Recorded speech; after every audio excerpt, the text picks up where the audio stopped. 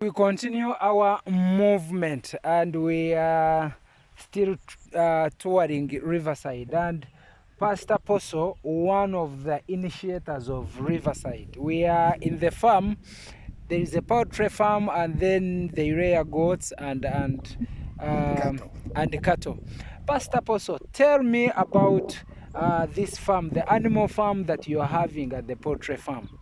Yes, this one is a grazing patch for both goats and cattle. We have beef animals and dairy animals. But during the rain season like now, we keep them on the upper land, up. That's where they graze. Where we came from? Yes. Okay. And then that's where they are now. So what we do here, we keep the chickens here, and it's mobile. We rotate them to fertilize the soil. Wow. You can see so that the grass grows, and then when the cows come, they find plenty good grass to eat during the dry spell. So now we are feeding. We have these chickens, and then we can sell them. But the other idea is for them to fertilize the soil. You can see this. So with this manure will keep the soil growing. Soon, around August, the animals will come back here in the green area to graze. Wow, so where the chicken are is something like a mobile house. Yes. Yeah, you can see the tires. So in total, how many chicken do you have? Could you be knowing? Sold some, but there are over 600 in there, almost 1,000. Oh, almost Because 1,000. we have them even in those the portable. There are chickens also there. Oh, can we move there? And this is the initiative of Riverside Farm Institute, and it's a mission-owned institute. It's amazing. When you read on their website, we are told that they are the basket of Zambia. And in it, if you can see matoke, how many acres of matoke do you have? What is matoke? Like bananas. Oh, it's over 300. Over 300 acres of banana plantations. They grow wheat. Now, the week we have spent... Soybeans. And sunflowers, I saw. Yeah. The week we have spent here, we have not seen Riverside Farm shopping any food. They are going in the garden, and then they are bringing and they are preparing their own food. Now, yeah, these some... These are also portable cages. Portable cages. You can hook this and shift them. So you see, for fertilizing portion, you have them here. This is the wheel here. You hook this to here and drag it to another portion. Wow. So that you keep on moving. You can make this. So when these grow, they are ready to give eggs. Those are strictly for eggs. Oh, where we are from, they are strictly for eggs. Yes. And these ones are for meat? They are both for eggs, but they are mixed. They are still mixed, and then we'll sort out the cockerels, and then the other ones, the hens, will take them. So tell me the secret. How have you been able to sustain this up to this far, that Riverside Farm ends up becoming the basket of Zambia? How did you do it? The bananas were our chief crop here. And then we used to do vegetables like cabbage and tomatoes and okra, but you find that the market in town is flooded with them, and we never used to make a lot. But the bananas, because Zambia had a banana plantation in Chirundu, about 200 kilometers from where we are, or 160 or so. But it got infected, and the one time there was a big frost which burnt, including us here, for almost 1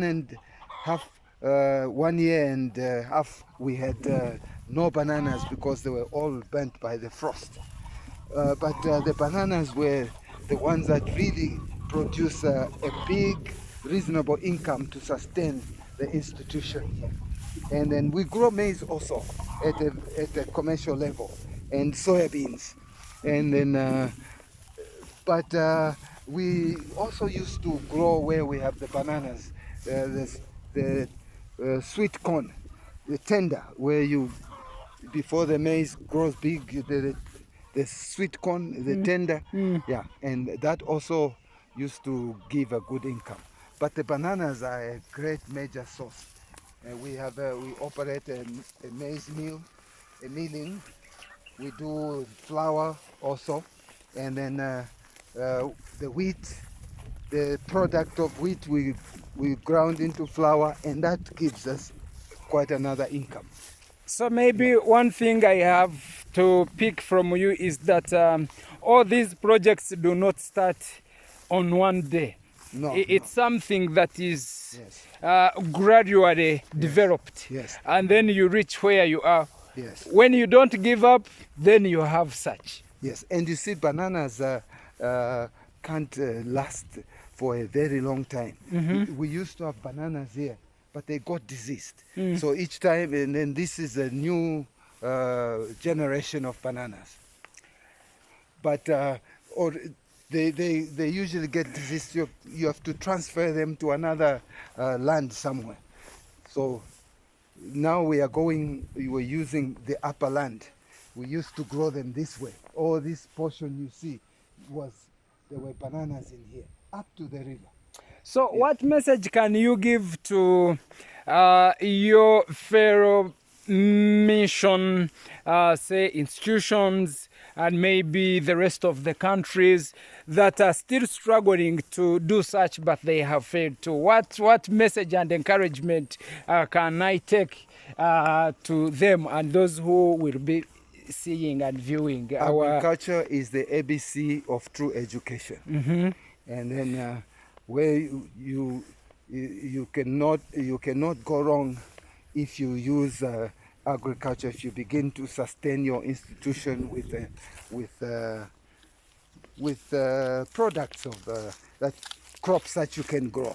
And then you can see we have bananas here, we have mangoes, and then so if you have land, begin to grow trees. We have avocados, and then our other institution that we made in Tanzania grows more avocados. It's from here. We took avocados from here, and now they are doing thousands and thousands of avocados to sustain the work in Tanzania. So your work has been looking at the sustainability, unlike other people who think that they want to plant today and tomorrow they harvest.